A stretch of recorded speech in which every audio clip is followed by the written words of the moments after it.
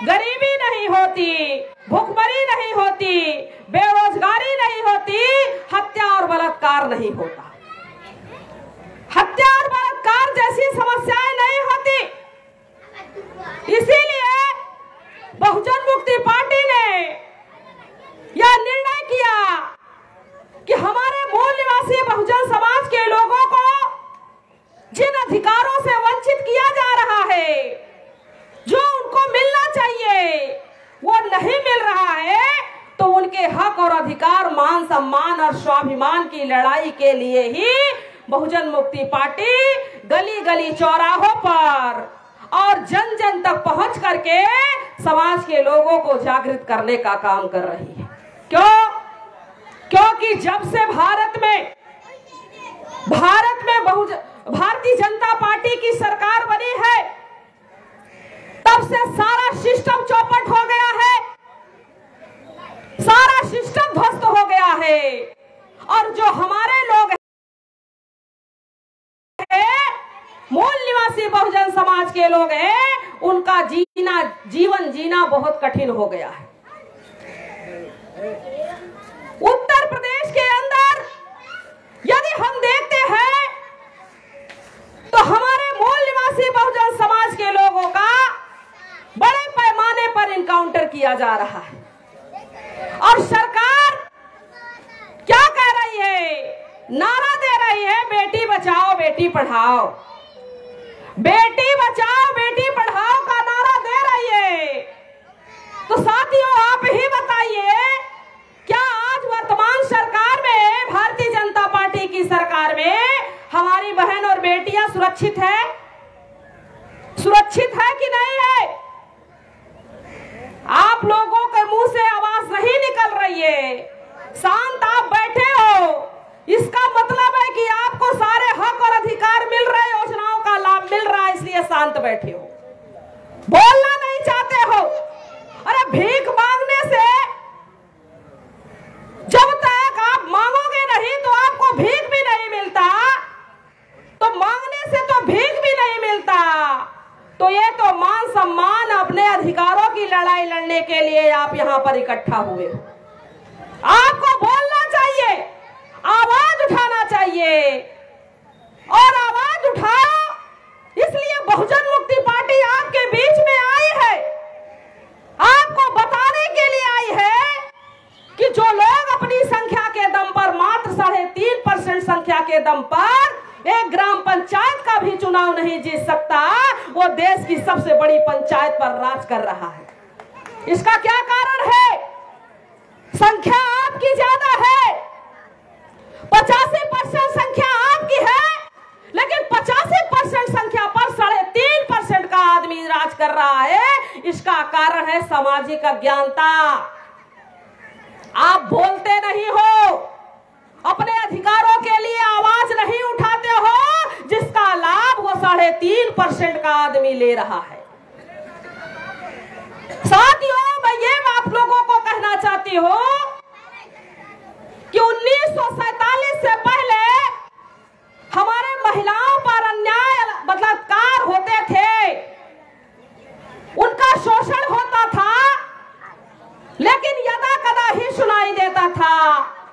लेकिन आज वर्तमान की सरकार में ये घटनाएं बढ़ गई है। रेप ही नहीं हो रहा है, बल्कि सामूहिक रेप हो रहा है।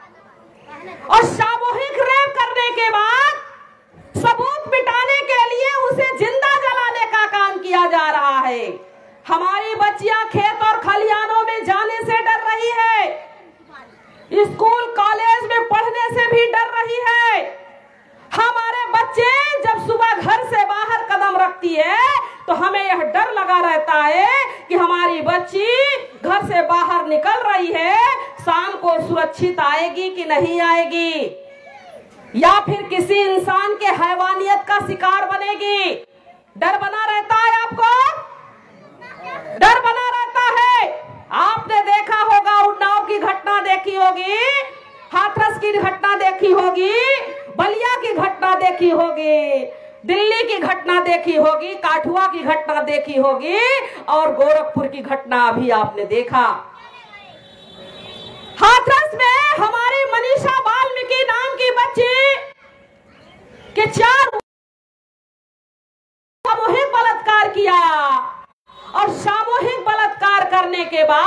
उसकी रीढ़ की हड्डी तोड़ डाली। हड्डियां ही नहीं तोड़ी, वो बयान ना दे सके कि किन दरिंदों ने उसके साथ ऐसी हैवानियत किया, वो बयान ना दे, इसके बताए बिना जंगल में ले जाकर के उसकी डेड बॉडी को जला देते हैं, जला देते हैं।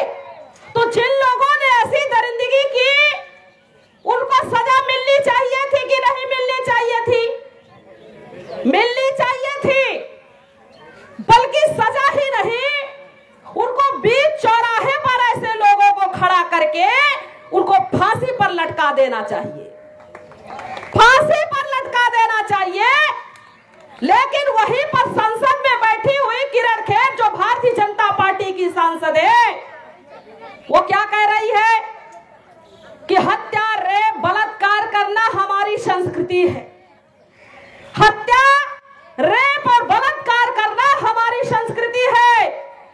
मैं किरण खेर से अब पूछना चाहती हूँ कि अगर ये तुम्हारी संस्कृति है तो अपनी बहन और बेटियों को इनके हवाले कर दो, इनके अपनी इज्जत को इनके हवाले कर दो। जब तुम्हें तकलीफ होगी, तुझे दर्द होगा, तब हम पूछेंगे अरे ये तो तुम्हारी संस्कृति है, इस संस्कृति को तुमने बनाया है। एक महिला संसद के अंदर बैठ करके ऐसी बयानबाजी कर रही है, महिलाओं के ऊपर अन्याय, अत्याचार, बलात्कार आए दिन हो रहा है। आखिर के कौन लोग करने वाले हैं? ये वही लोग करने वाले हैं जिसे आप अपना नेता चुनते हो, उन्हें सत्ता तक पहुंचाते हो, और जब वो सत्ता तक पहुंचते हैं तो आपकी बहन और बेटियों की इज्जत और आबरू के साथ खिलवाड़ करते हैं। आखिर कुलदीप सिंह सेंगर, चिन्मयानंद स्वामी, आशाराम बापू, ये कौन लोग थे? ये भारतीय जनता पार्टी के और आरएसएस के कट्टर लोग हैं, सांसद और विधायक है, सांसद और विधायक है। और उन्हीं 4 ठाकुरों को बचाने के लिए उत्तर प्रदेश की सरकार यानी योगी जी ने एड़ी चोटी लगा दिया था। क्यों लगा दिया था? क्योंकि वो जो 4 दरिंदे हाथरस में ऐसी घटना किए थे, वो उनकी जाति के थे, उनकी जाति के थे। हमें इस बात को समझना होगा कि आप अन्याय, अत्याचार कब तक सहते रहोगे? उस बेटी के साथ हुआ, उस बेटी के साथ हुआ, हमारी बेटी के साथ भी हो सकता है, आपकी बच्ची के साथ हो सकता है। तो क्या अपनी जुबान बंद रखोगे? नहीं रखोगे। तो इसके लिए आवाज उठाना होगा। अभी कुछ महीनों पहले शैलेश यादव जो डीएम थे, शैलेश यादव जो डीएम थे, उन्होंने कोरोना के दुष्प्रभाव को रोकने के लिए एक पंडित को थप्पड़ ही मारा था, वीडियो वायरल हुआ था, थप्पड़ ही मारा था। तो पूरा भारत हिल गया था, पूरा भारत हिल गया था कि एक ब्राह्मण को थप्पड़ मार दिया एक यादव ने। इनका सनातन हिंदू धर्म खतरे में पड़ गया। और जब एक बच्ची के साथ बलात्कार, सामूहिक बलात्कार होता है, बीच बाजार में महिला की साड़ी खींची जाती है, गर्भवती महिला के पेट में गोली मारी जाती है, तो ना तो भारत हिलता है और ना ही इनका सनातन हिंदू खतरे में पड़ता है। कैसा दोहरा मापदंड है तुम्हारा? कैसा दोहरा मापदंड है? और बेटी बचाओ बेटी पढ़ाओ का स्लोगन वो लोग देते हैं जिसकी खुद की बेटी ही नहीं, जिसकी खुद की पत्नी नहीं है, जिसकी बेटी नहीं है। अब जिसकी बेटी नहीं होगी तो उसे क्या दर्द होगा कि औलाद का दर्द क्या होता है। हमें इस बात को समझना होगा। तो ऐसी सरकार के विरोध में हमें आवाज उठाना होगा, क्योंकि हजारों राजनीतिक पार्टियां हैं, कोई भी ऐसी राजनीतिक पार्टी नहीं है जो आपके हक और अधिकारों की लड़ाई लड़ रही हो। कोई लड़ने वाली नहीं है। बहुजन मुक्ति पार्टी लड़ रही है मेरे भाइयों, वो सत्ता में नहीं है, उसके बावजूद भी सड़क पर उतर करके आंदोलन कर रही है। चाहे वो जाति आधारित जनगणना का मुद्दा हो, या फिर महिलाओं पर हो रहे अन्याय अत्याचार का मुद्दा हो, युवा बेरोजगारों का मुद्दा हो, विद्यार्थियों का मुद्दा हो, या फिर प्रमोशन का मुद्दा हो, यदि जितने भी इलेक्ट्रॉनिक वोटिंग मशीन का मुद्दा हो, अगर कोई लड़ाई लड़ रही है तो बहुजन मुक्ति पार्टी लड़ाई लड़ रही है। अभी प्रियंका भारती के साथ गोरखपुर में जो घटना हुई और नीट की परीक्षा को लेकर के बहुजन मुक्ति पार्टी ने पूरे भारत में और उत्तर प्रदेश के 75 जिलों में जिला मुख्यालयों पर धरना प्रदर्शन किया, लेकिन कोई पार्टी दिखाई नहीं दी, कोई पार्टी नहीं दिखाई दी। हमें इस बात को समझना होगा। और साथियों, बहुजन मुक्ति पार्टी अपने परिवर्तन यात्रा के माध्यम से एक अपील जनता के बीच में पहुंचाने का काम कर रही है, जिसमें हमारा 29 मुद्दे हैं, 29 मुद्दे हैं। और आने वाले समय में ये 29 मुद्दे कम नहीं होंगे बल्कि ज्यादा हो जाएंगे, 50 मुद्दे हो जाएंगे। ऐसा बहुजन मुक्ति पार्टी ने प्लान बनाया है। और इसमें जो सबसे पहला मुद्दा है वो मुद्दा है ओबीसी जाति आधारित जनगणना का। 52% ओबीसी है और 52% ओबीसी को आरक्षण कितना मिला?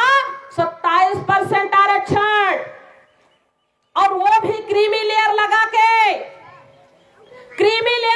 करके मिला हुआ है।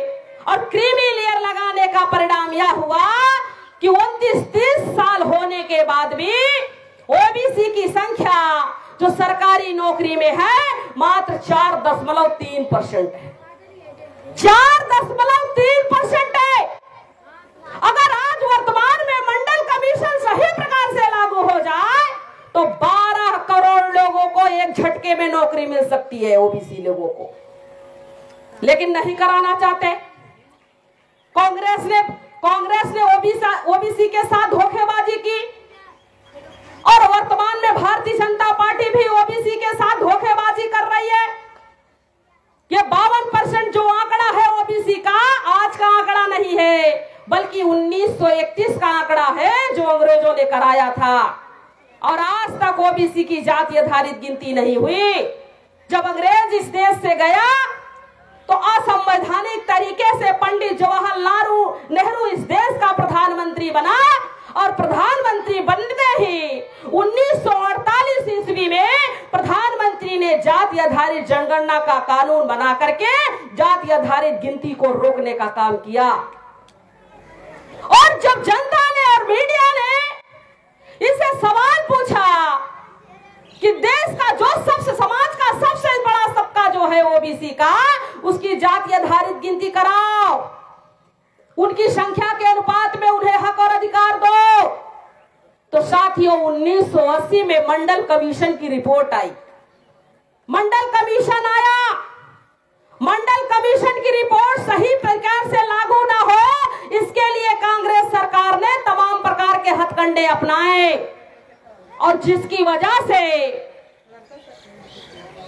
मंडल कमीशन की जो फाइलें थी वो सरकारी कार्यालयों में और सरकारी दफ्तरों में धूल भागती रही। 16 नवंबर 1992 को सुप्रीम कोर्ट ने जजमेंट दिया, संविधान के विरोध में जाकर के जजमेंट दिया। और क्या जजमेंट दिया? फैसला नंबर 1, 52% ओबीसी को आरक्षण मिलेगा, लेकिन कितना? 27% आरक्षण मिलेगा। फैसला नंबर 2, 27% आरक्षण तो मिलेगा लेकिन उसमें क्रीमी लेयर लगा दिया जाएगा। यानी क्रीमी लेयर का मतलब होता है जिसके पास दांत है उसको चना दिखाया जाएगा लेकिन खाने के लिए नहीं दिया जाएगा, और जिसके पास दांत नहीं है उसको चना खाने के लिए दिया जाएगा। अब साथियों, जिसके पास दांत होगा वही तो चना खा सकता है, और जिसके पास दांत नहीं होगा वो चना कैसे खाएगा? क्रीमी लेयर का मतलब होता है। और सुप्रीम कोर्ट ने जो अगला फैसला दिया कि 3743 जातियों में से ओबीसी की जातियां थी और जिसमें से 1998 जातियों को ही मंडल कमीशन में रखा जाएगा, बाकी 1745 जातियों को मंडल कमीशन से बाहर रखा जाएगा। और सुप्रीम कोर्ट ने 16 नवंबर 1992 को जो अगला निर्णय दिया कि ओबीसी को आरक्षण नहीं मिलेगा, ओबीसी को आरक्षण तो मिलेगा ही नहीं, लेकिन जो एससी एसटी के लोग हैं उनको भी प्रमोशन में आरक्षण नहीं मिलेगा। जबकि इसमें एससी एसटी की कोई पार्टी नहीं थी, उसके बावजूद भी सुप्रीम कोर्ट ने एससी एसटी के विरोध में जजमेंट दिया। हमें इस बात को समझना होगा, कांग्रेस ने धोखेबाजी की और वर्तमान में आज भारतीय जनता पार्टी भी आपके साथ धोखेबाजी कर रही है। ओबीसी के कंधे पर बंदूक रख करके गोलियां चलाने का काम ये मनुवादी पार्टी के लोग कर रहे हैं। भारतीय जनता पार्टी आपका कैसे इस्तेमाल कर रही है ओबीसी लोगों का? साथियों, 2014 के इलेक्शन में आरएसएस और भारतीय जनता पार्टी के लोगों ने सोचा कि ये जो समाज के लोग हैं, जो 85% के लोग हैं, ये ब्राह्मणों की पार्टियों को वोट देने वाले नहीं हैं। अगर हमने किसी फॉरवर्ड का चेहरा सामने ला करके चुनाव लड़ा तो चुनाव हार जाएंगे। इसके लिए क्या करना होगा? इसके लिए एक ऐसे ओबीसी का चेहरा सामने लाना होगा जो इसी समाज का हो। और आरएसएस कामयाब भी हुआ। नाम आया नरेंद्र मोदी का, जिसने इस व्यवस्था को मजबूत करने के लिए अपने घर बार को बचपन से ही त्याग दिया था। उसका नाम आया और ये नरेंद्र मोदी पूरे देश में घूम घूम करके यही कह रहे थे, हे भाइयों, मैं ओबीसी का हूं, मैं ओबीसी का आदमी हूं। अगर आप मुझे वोट देते हो, मेरी सरकार बनाते हो और मुझे प्रधानमंत्री की कुर्सी तक पहुंचाते हो, तो जो काम कांग्रेस ने नहीं किया वो काम मैं करूंगा। ओबीसी की जाति आधारित गिनती कराऊंगा और ओबीसी की संख्या के अनुपात में उन्हें आरक्षण मिले, इसके लिए मैं संघर्ष करूंगा। तो हमारे ओबीसी के लोगों ने सोचा कि चलो अच्छी बात है, अगर एक ओबीसी का आदमी प्रधानमंत्री बन जाएगा तो जो काम कांग्रेस ने नहीं किया वो काम भारतीय जनता पार्टी कर देगी। ये सोच करके हमारे लोगों ने प्रधानमंत्री जी को वोट दिया और प्रधानमंत्री बनते ही नरेंद्र मोदी ने क्या किया? सुप्रीम कोर्ट में हलफनामा लिख करके दिया। सुप्रीम कोर्ट के अंदर क्या लिखा? ओबीसी की जाति आधारित गिनती नहीं होनी चाहिए। समझ रहे हो ना? ओबीसी की जाति आधारित गिनती नहीं होनी चाहिए। हो गया आपका इस्तेमाल, क्या करोगे? कुछ कर सकते हो? आपका इस्तेमाल किया ना 2014 में। 2014 में आपका इलेक्शन, आपका उपयोग किया, प्रयोग किया और फिर 2017 में भी ओबीसी का इस्तेमाल किया। कैसे? 17 के विधानसभा में आपने सुना होगा कि एक ओबीसी का आदमी केशव प्रसाद मौर्य जी उत्तर प्रदेश के मुख्यमंत्री बनेंगे। सुना था आपने कि चूंकि वो प्रदेश अध्यक्ष थे और भारतीय जनता पार्टी के लोगों ने उन्हें आश्वासन दिया कि उत्तर प्रदेश का मुख्यमंत्री बनाने का, और उन्होंने सपना देखा कि मैं उत्तर प्रदेश का मुख्यमंत्री बनूंगा। लेकिन भारतीय जनता पार्टी के लोगों ने केशव प्रसाद मौर्य के सामने एक शर्त रखी। क्या शर्त रखी? कि हम तुम्हें मुख्यमंत्री तो जरूर बनाएंगे, लेकिन इसके बदले आपको एक काम करना होगा, मेरी शर्त को मानना होगा। केशव प्रसाद मौर्य ने सोचा चलो अच्छी बात है, मैं मुख्यमंत्री बन जाऊंगा, शर्त मान लेता हूं। तो भारतीय जनता पार्टी के लोगों ने कहा कि आपको अपने समाज के बीच में जाना होगा, कोयरी काछी कुशवाहा के बीच में जाना होगा, ओबीसी के लोगों के बीच में जाना होगा, उनको समझाना होगा, उनको मूर्ख बनाना होगा, उनका वोट हथियाना होगा और उनका वोट हथिया करके हमारी झोली में डालना होगा। केशव प्रसाद ने कहा ठीक है, अच्छी बात है। उन्होंने शर्त मान लिया।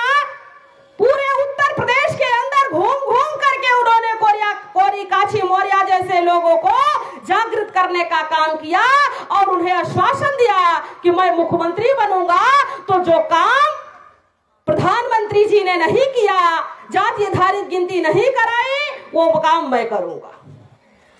तो हमारे ओबीसी के भाइयों ने सोचा अच्छी बात है, कांग्रेस ने नहीं किया, नरेंद्र मोदी ने नहीं किया, तो केशव प्रसाद जी कर देंगे।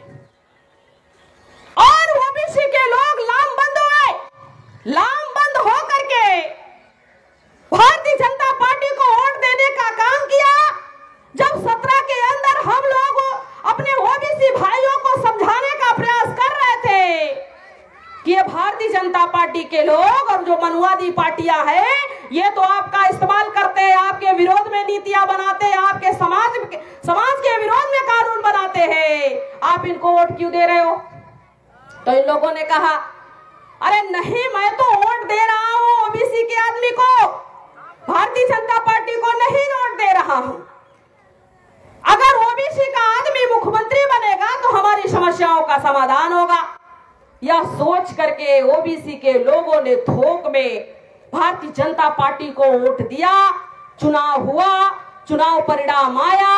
जब चुनाव परिणाम आया और मुख्यमंत्री बनाने की बारी आई तो केशव प्रसाद मौर्य जी से ही पूछा जा रहा है कि केशव जी बताइए, अब मुख्यमंत्री किसको बनाया जाए? अब मुख्यमंत्री किसको बनाया जाए? अब इतना सुनते ही तो उनको अटैक आ गया। अरे जिस व्यक्ति ने पूरी शिद्दत के साथ, पूरी मेहनत और लगन के साथ मेहनत किया उत्तर प्रदेश के अंदर और मुख्यमंत्री बनाने की बारी आई तो उसी व्यक्ति से पूछा जा रहा है कि मुख्यमंत्री किसको बनाया जाए, तो अटैक आना तो स्वाभाविक बात है। अब मुख्यमंत्री किसको बना दिया? योगी आदित्यनाथ को, छत्री को बनाया। इनको क्या बनाया? उप मुख्यमंत्री बनाया। उप मुख्यमंत्री बना करके इनको चुप कर दिया। अब उप मुख्यमंत्री की क्या औकात होती है मेरे भाइयों? जैसे गांव में ग्राम प्रधान होते हैं और उनके नीचे उप प्रधान होते हैं कि नहीं होते? प्रधान होते हैं और उनके नीचे उप प्रधान होते हैं जिनके लिए जीरो बजट होता है, कोई बजट नहीं आता और जिसकी कोई औकात नहीं होती है। उसी प्रकार से इनको उप बना करके चुप करने का काम किया। इनकी कोई औकात नहीं है, इनकी औकात नहीं है। अगर इनके अंदर औकात है तो इस मंच के माध्यम से मैं विनय कटियार जैसे लोगों को, उमा भारती जैसे लोगों को, केशव प्रसाद मौर्य जैसे लोग जो ओबीसी के बताते हैं और ओबीसी का नेता कहते हैं, तो मैं उन्हें चैलेंज करती हूँ कि ओबीसी की जाति आधारित जनगणना का मुद्दा उठा करके दिखाओ। उनकी संख्या के अनुपात में उन्हें आरक्षण मिले, अधिकार मिले, मुद्दा उठा करके दिखाओ। नहीं दिखाने वाले, उठाने वाले नहीं है। क्यों? क्योंकि जिस दिन इन्होंने वो भारतीय जनता पार्टी के अंदर ओबीसी की जाति आधारित जनगणना, ओबीसी के हक और अधिकारों की बात की, इनको लात मार करके पार्टी से बाहर कर दिया जाएगा। और यही नहीं, 2017 के विधानसभा चुनाव में यही पश्चिमी उत्तर प्रदेश में भारतीय जनता पार्टी का एक कार्यक्रम चल रहा था और बड़ा मंच लगा हुआ था। और जो बड़ा मंच होता है, बड़े नेता होते हैं, तो मंच पर एक दूसरे का हाथ पकड़ करके जनता का अभिवादन करते हैं। वो कार्यक्रम चल रहा था, वो कार्यक्रम चल रहा था। ये बात मैं आप लोगों को याद दिला रही हूं क्योंकि वीडियो वायरल हुआ था, आपने देखा होगा।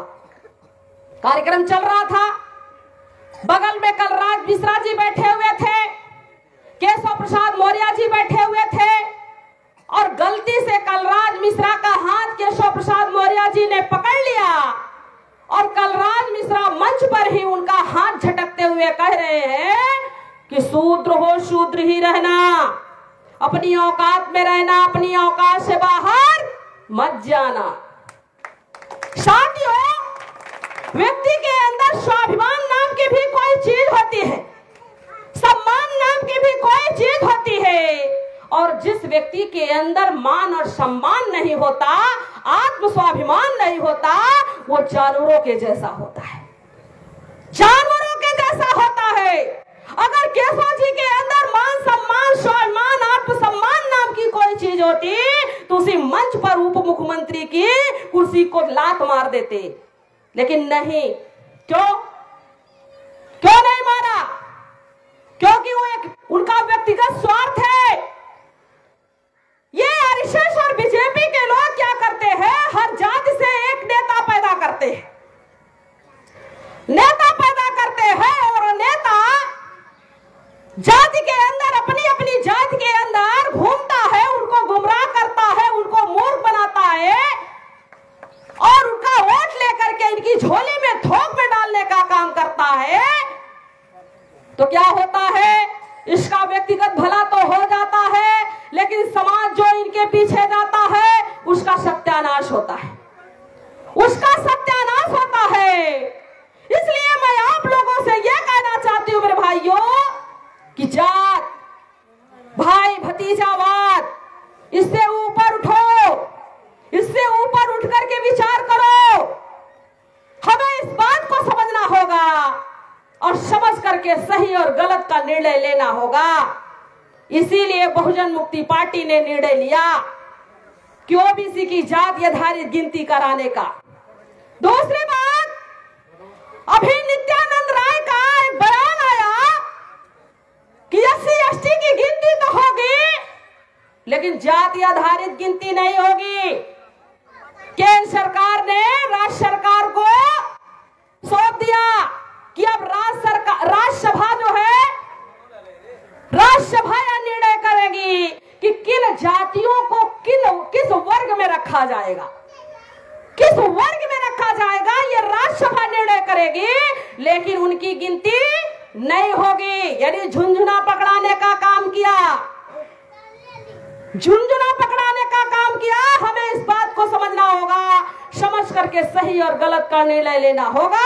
और बहुजन मुक्ति पार्टी ने निर्णय लिया कि यदि राज्य सरकार और केंद्र सरकार, ये जो मनुवादी पार्टियां हैं, इनके अंदर औकात नहीं है ओबीसी की जाति आधारित गिनती कराने का, तो हम आने वाले समय में जिस तरह से उत्तर प्रदेश के अंदर बहुजन मुक्ति पार्टी को आपका जन समर्थन मिल रहा है, तो आने वाले 2022 में हम बहुजन मुक्ति पार्टी की सरकार बनाने जा रहे हैं। हम सरकार बनाने जा रहे हैं तो हम ओबीसी की जाति आधारित गिनती कराएंगे। ये हमारा नंबर 1 का मुद्दा है।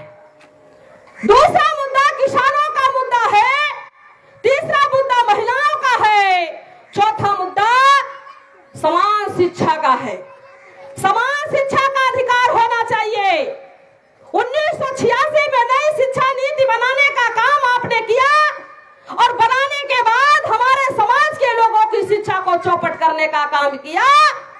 तो हम आने वाले समय में निःशुल्क शिक्षा, अनिवार्य शिक्षा और गुणवत्ता वाली और समान शिक्षा लागू करेंगे। चाहे वो मंत्री का बच्चा हो, डिप्टी कलेक्टर का बच्चा हो, या फिर रिक्शा चलाने वाले मजदूर किसान का बच्चा हो, एक ही विद्यालय में पढ़ेगा, एक ही विद्यालय में पढ़ेगा। वरना सोचिए, आज उस स्कूल से पढ़ा हुआ बच्चा जो 99% का बच्चा हमारा सरकारी स्कूल में पढ़ने के लिए जाता है, क्या आने वाले समय में वो डॉक्टर, IAS, PCS, इंजीनियर बन सकता है? नहीं बन सकता, बल्कि एक चपरासी का भी लेवल नहीं है। आज से 40 साल 45 साल पहले के लोग, यानी 1986 से पहले के लोग उसी सरकारी स्कूल से पढ़ करके डॉक्टर, IAS, PCS, इंजीनियर बनते थे। लेकिन आज हमारा बच्चा डॉक्टर, IAS, PCS, इंजीनियर ही नहीं, बल्कि एक चपरासी भी नहीं बन सकता। ये लेबल कर दिया है। नरेंद्र मोदी जी खुलेआम मंचों पर भाषण दे रहे, टीवी पर आकर के भाषण दे रहे। क्या मैं भारत को 2500 साल पहले का भारत बनाना चाहता हूं? 2500 साल पहले की क्या व्यवस्था थी? मनु का कानून लागू था, संविधान नहीं था। और मनु के कानून में हमारे जो पुरखे थे उनका क्या हश्र होता था ये मुझे बताने की जरूरत नहीं है। वो कह रहे हैं कि 2500 साल पहले लोगों को शाइन करने के लिए कलम उठाने की जरूरत नहीं होती थी, सिर्फ एक अंगूठा ही लगाना होता था। उस कागज पर क्या लिखा हुआ है? शिक्षा ना होने की वजह से हमारे पुरखे पढ़े लिखे नहीं होते थे। उस कागज पर क्या लिखा हुआ है पढ़ नहीं सकते थे, अंगूठा लगा देते थे।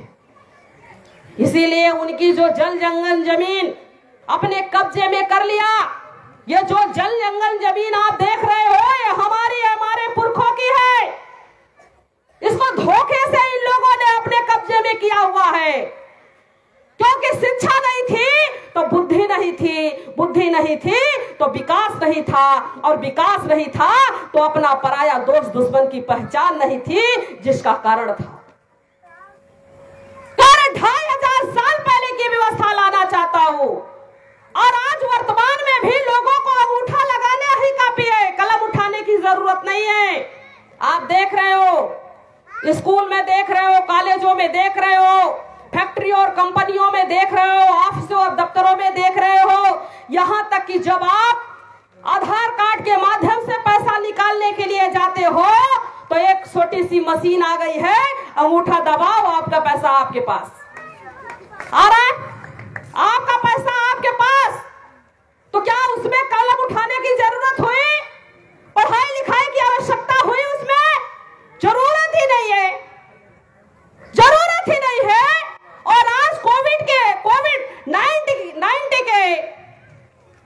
कोविड-19 का सहारा लेकर के स्कूल कॉलेज बंद, स्कूल कॉलेज बंद, शराब की दुकानें खुली, फैक्ट्रियां खुली, कंपनियां खुली, बड़े बड़े उद्योग पूंजीपतियों के व्यापार चल रहे हैं। लेकिन जो समाज की सबसे अहम रीढ़ है वो है शिक्षा। शिक्षा के दरवाजे बंद, शिक्षा के दरवाजे बंद।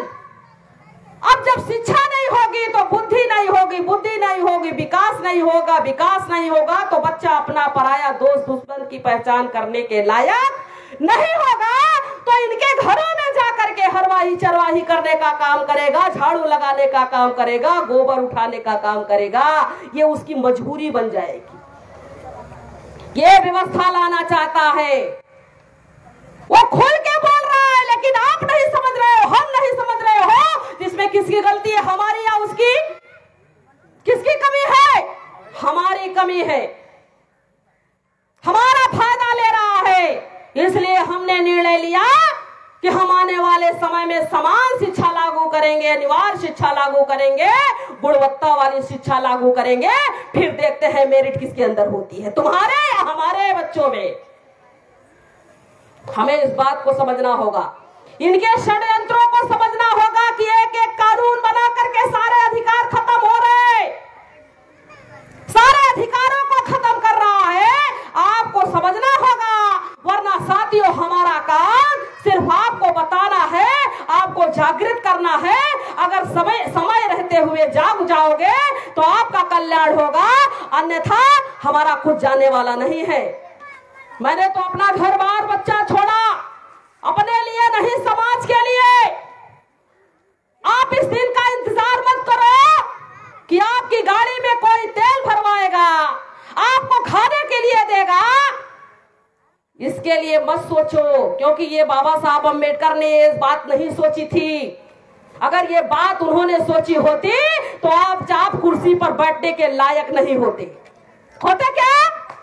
नहीं होते। इसलिए बाबा साहब अम्बेडकर ने कहा कि आप गुलामी में पैदा हुए हो इसके जिम्मेदार नहीं हो, लेकिन गुलामी में मरोगे इसके सबसे बड़े जिम्मेदार होंगे। कब? जब आप संघर्ष नहीं करोगे तब, लड़ाई नहीं लड़ोगे तब। बाबा साहब अम्बेडकर ने कहा, मैंने तुम्हारी गुलामी से आजादी दिलाने के लिए एक बहुत बड़ा हथियार दिया, और वो हथियार है वोट का हथियार। वोट बहुत कीमती होता है, बहुत बहुमूल्य होता है। अगर इसका सही जगह इस्तेमाल करोगे तो राजा बनोगे, गलत जगह इस्तेमाल करोगे तो भिखारी बनोगे। हमने जाने और अनजाने में अपने वोट का इस्तेमाल किया, गलत जगह किया, जिसकी वजह से आज हमारा समाज लाचार, बेगार, मजबूर बना हुआ है। एक छोटे से भी बच्चे से यदि पूछो कि बेटा ये बताओ 85 ज्यादा होता है कि 15 ज्यादा होता है, तो क्या कहेगा बच्चा? क्या ज्यादा होता है, 85 की 15? 85 ज्यादा होता है। वो कहेगा अरे पापा आप तो गलत बोल रहे हो, 85 ज्यादा होता है, 15 कम होता है। लेकिन आज देश में क्या हो रहा है कि 85 के ऊपर 15 राज कर रहा है। हमारी वजह से अंगूर का गुच्छा आपने देखा होगा, अंगूर का गुच्छा जब तक वो अंगूर एक गुच्छे में गुथे होते हैं, मार्केट में उसकी कीमत ज्यादा होती है कि नहीं? लेकिन वही ठेले पर अंगूर से जो गुच्छा, अंगूर के गुच्छे से जो अंगूर टूट जाता है, बिखर जाता है, तो दुकानदार, ठेले वाला उसको समेट करके उसको अलग रखता है, उसकी कीमत कम लगाता है।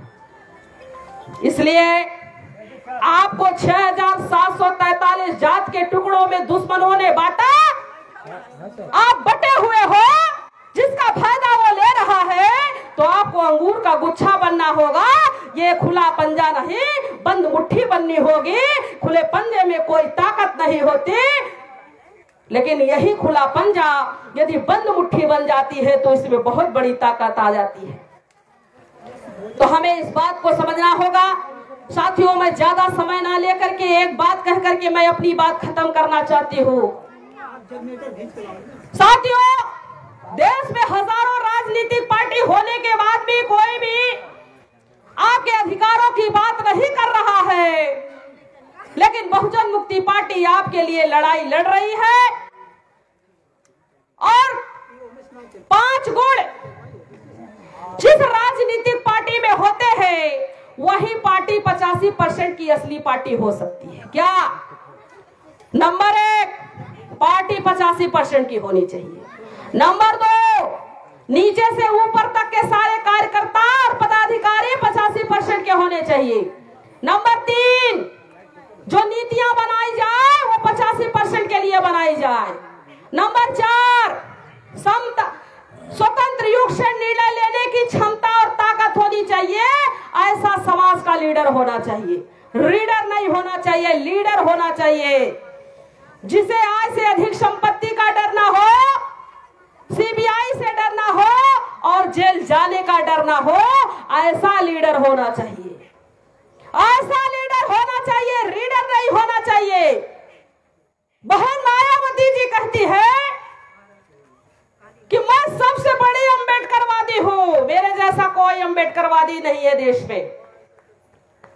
वो अपने आप को कहती है, लेकिन मैं उनसे यह पूछना चाहती हूं कि अगर आप सबसे बड़ी अम्बेडकरवादी होती तो 9 अगस्त 2018 को संसद मार्ग पर बाबा साहब अम्बेडकर के द्वारा बनाया गया भारतीय संविधान की प्रतियां जलाई गई, आपने आवाज उठाई क्या? आवाज उठाई? नहीं उठाई। उठाना चाहिए था। आपको सड़क पर उतर करके आंदोलन करना चाहिए था, आपको चक्का जाम करना चाहिए था, आपको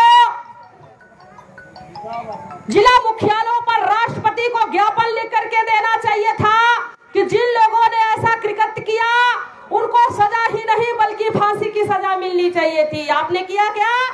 नहीं किया, नहीं किया।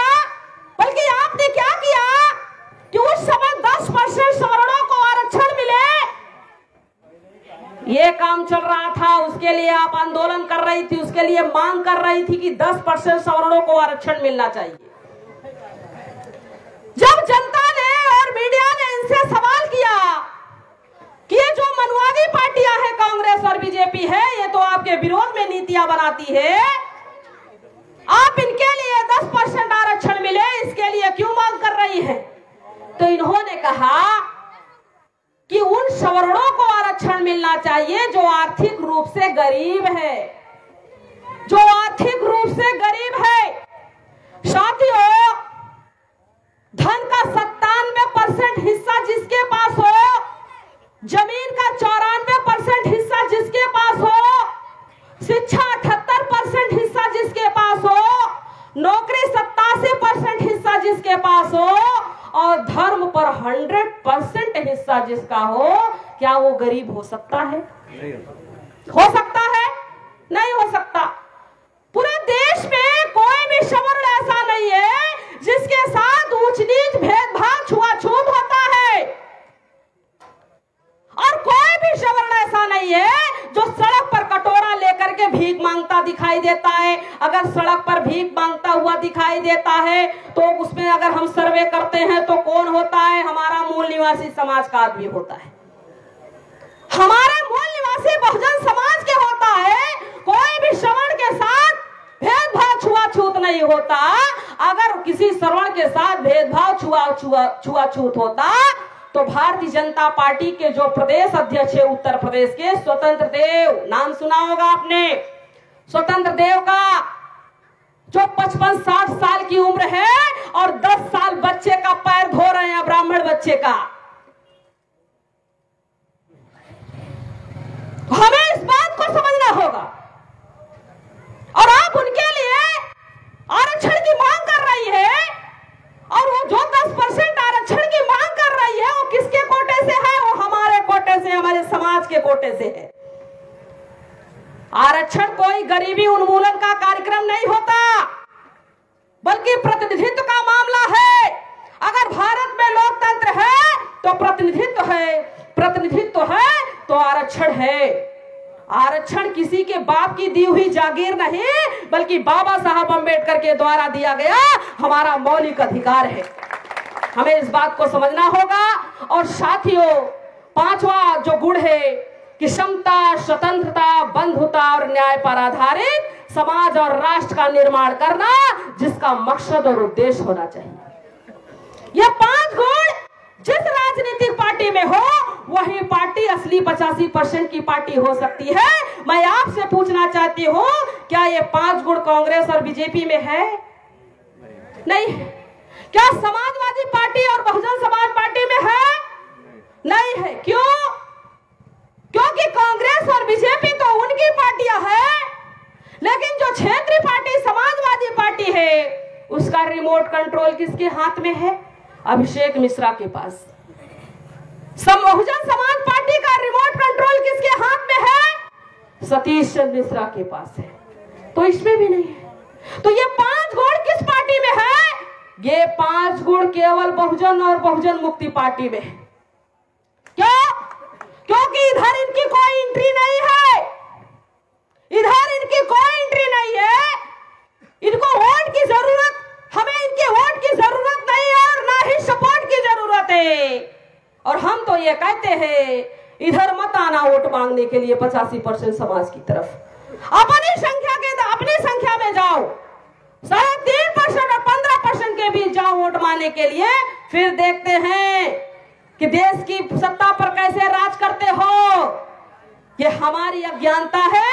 इलेक्ट्रॉनिक वोटिंग मशीन में घोटाला करके नाजायज सरकार बनाते हैं और नाजायज सरकार बना करके नाजायज काम करने पर उतारू है। इसलिए ऐसी सरकार को आने वाले 2022 में हमें सबक सिखाना होगा।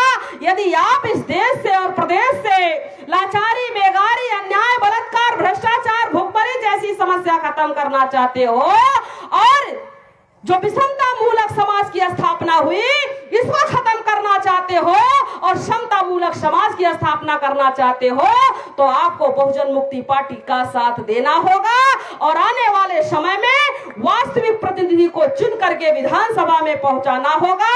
क्योंकि बाबा साहब अंबेडकर एक ऐसे वास्तविक प्रतिनिधि थे जो चुन करके संविधान सभा में जाते हैं। उन्होंने ऐसा कानून बना करके हमें दिया कि उस कानून से ये लोग घबरा रहे हैं, जिसे बदलने की बात कर रहे हैं, बदलने की बात कर रहे हैं। महामंडलेश्वर यतेंद्र गिरी ने बयान दिया कि नए संसद में, नए संविधान में नए संसद के साथ प्रवेश हो। साथियों, इसका मतलब समझते हो कि मनु का कानून लागू करो और भारतीय संविधान को खत्म करो। तो अगर भारतीय संविधान को बचाना है तो आप लोगों को वास्तविक प्रतिनिधि को चुन करके भेजना होगा और आप लोग जरूर भेजोगे। और बहुजन मुक्ति पार्टी की विचारधारा को जन जन तक पहुंचाने का काम करोगे, क्योंकि इसके अलावा हमारे बड़े सामने कोई दूसरा विकल्प नहीं है। मेरे भाइयों, आप लोग ऐसा करोगे और आपने हमारी बातें ध्यान से सुना, इसके लिए बहुत बहुत धन्यवाद, आभार। जय मूल निवासी, जय भीम, जय भारत। बहुत बहुत धन्यवाद मैडम। अभी आप लोगों ने किरण मैडम को सुना, और चूंकि संचालन मैं खुद कर रहा हूं और मैं इस जिले का तो हूं, लेकिन इस गांव में ये दूसरा राउंड में आया, परसों में आया था, और मात्र इस ट्रस्ट जो बुद्ध विहार है इसके कुछ लोग यहाँ आए और मैंने विनम्रता के साथ निवेदन किया, और इस ट्रस्ट के और गांव के लोगों ने मेरी बातों को समझा, बाबा साहब के विचारों को समझा, और अपने आप जो भी यहाँ सज्जन आए हुए हैं, जो आपकी व्यवस्था है, ये माइक की व्यवस्था है, टेंट की व्यवस्था है, खाने पीने की जो व्यवस्था है, इसमें ऐसा कोई आप दिमाग में नहीं लगाएंगे कि हम बाहर से लखनऊ से चलकर आए हैं, दिल्ली से चलकर आए हैं या जिले से चलकर आए हैं तो एक फुट्टी कौड़ी भी लेकर के आए हैं। ये दावे के साथ मैं कहना चाहता हूं कि मेरे निवेदन पर यहाँ के निवासियों ने, यहाँ के विचारकों ने, यहाँ के बुद्धिजीवियों ने ये सारी व्यवस्था अपने खर्चे पर कर रखा है। इसके लिए हम एक बार सभी ग्रामवासियों का तहे दिल से धन्यवाद करना चाहता हूँ। साथियों,